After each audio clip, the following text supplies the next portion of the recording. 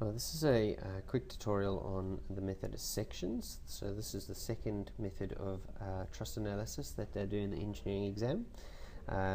In this method, what I'm doing is I'm starting with a problem where I've got equilateral triangles, meaning they've got all 60-degree angles, and I've got 1, 2, 3 forces acting on my truss, 300, 120 and 30 newtons down, and then I've got the two reaction forces at the fixed support and the rolling support. And I've gone ahead and calculated what those are already. If you don't know how to do the calculations for the reactions at supports, then you need to go and look at the videos that I've put up online about those as well. But saying that we understand that those are the reactions, I'm going to take the problem from here. Now, if we're wanting to calculate, for instance, the value of this member over here, x, if we wanted to know what the force in that member is, previously I was showing you method of joints, where you start at one joint and then you move from that joint to the next joint, and then you can calculate what x was.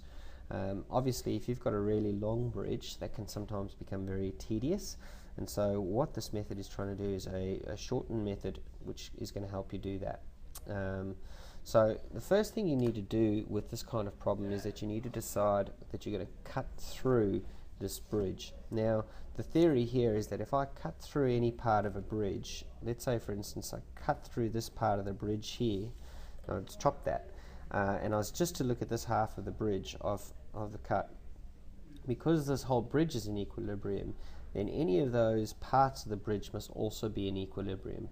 And so what I'm effectively going to do is I'm going to cut through the bridge, and I'm including the member that I want to calculate, but I'm going to also have to turn each of these members I cut through into a force. So that member over there, that member over there, and this one here, all of which I cut through, become forces instead of just trusses in a bridge.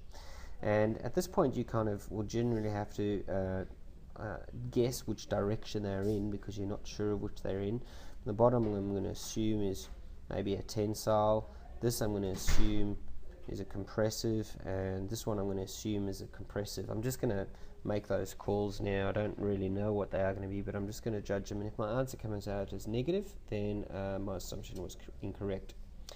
So what we're effectively going to do here is we're going to ignore this half of the bridge completely, and we're just going to look at this problem now, and it's going to have three unknown forces, x, y and z. And so what I've got to do now is I actually find this easier to redraw the whole problem as a new problem with just the trusses that are in there. So I've got a reaction over here like that, and I draw my truss, which is in blue because that's still a truss, and then I'm just going to draw my forces into this. So I've got a vertical force of 270 newtons, and I've got a downward force acting over here of 300 newtons, and I've got a force coming in this direction of unknown x, and a force that's horizontally is that z, and finally I've got another force over here called y. So it looks like I've got a lot of unknowns, but I'm redrawing my whole bridge, and I'm now going to actually just ignore the rest of my bridge, and that's what this whole method of sections is all about. So I've got three unknowns, two knowns, and I'm wanting to work out what x is. Now in this scenario, you're now going to choose moments around certain parts in this bridge to get rid of your unknowns effectively. And so what we've got to do is we've got to kind of use what we know about moments, which is if I take a point and I have a force which is a perpendicular distance from that point, then I can calculate what the moment or turning force is. But the cool things about moments is that if I choose a point and a force is going through that point, the moment is equal to 0. And so what we can do is we can calculate the values for x, y and z by choosing and cancelling out unknown forces by choosing a good point for a moment point. So if I was to use this point P over here, which I'm going to just circle, what that's going to effectively do is say, well, this force over here and this force here and this force all go through that point P. So all of those forces are going to have moments which equals 0, because a moment equals a force times a distance, and in all three cases that distance is equal to 0. So it's going to cancel those three unknowns out of my question. And so what I'm going to do is I'm going to go through this process and say, well, the sum of the moments around that point, I'm going to choose positive to be clockwise, have to equal 0, because this whole bridge is not spinning, or this section is not spinning. And if I do that, all I'm going to need to do is calculate what the vertical height is, or the distance from P to Y, and the distance from here to the 270 newtons. Now, we're going to assume that each of these trusses is 1 meter in length from our question. So our original question, each truss was 1 meter in length. There's little information left out.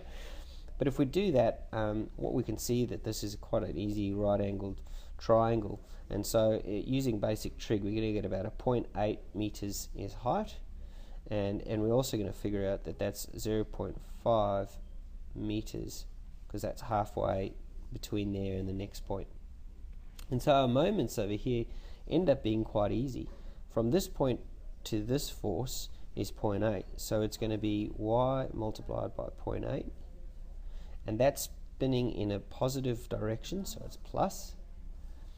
And then we've also got this 270 plus 270 times by 0.5, because this force is perpendicularly 0.5 meters from that particular point P. And most of the students find this the hardest bit, is going, how did I pick that up? How did I get 0.5 distance from 270? And it's because it's the perpendicular distance to the line of action of that force, and the perpendicular distance to the line of action of that force. And that's the important part you always got to remember. So P is 0.8 meters from Y perpendicularly, and 0.5 meters from 270 perpendicularly.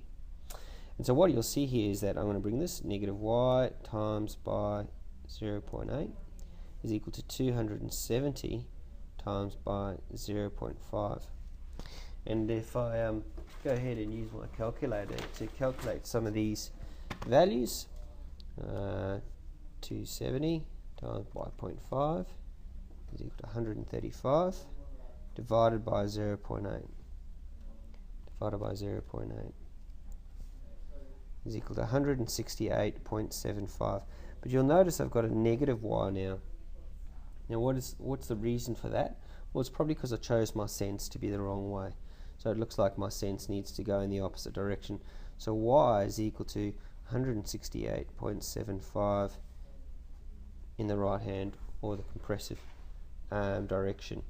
Now you'll need to move through x and z to finish off this problem, and I'll do that in part 2 of this video.